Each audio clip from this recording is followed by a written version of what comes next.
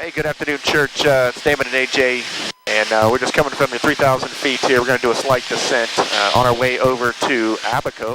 Wanted to kind of touch on the book of Titus. A lot of people like to point to that book as the qualifications for elders and pastors, and that is true.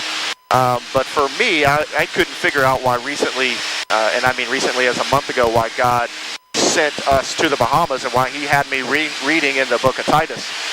I'm not a pastor vocationally, and I'm not an elder of a church. One of the things that Paul was telling Titus was that he needed to not only look for people who met certain qualifications, but really he was telling him how he was to lead a bunch of churches that had gone astray. That there's actually historical evidence that there were Cretans there on the day of Pentecost who heard that initial message and went back and started their own churches on the island of Crete.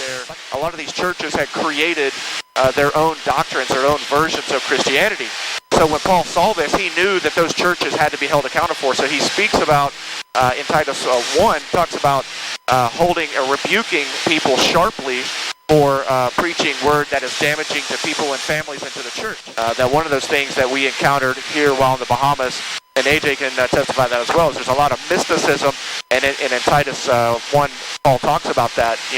Don't give yourself over to Jewish myths, is how he calls it. But we have a lot of that here, where the church has created all these idols inside of itself that put themselves in front of Jesus.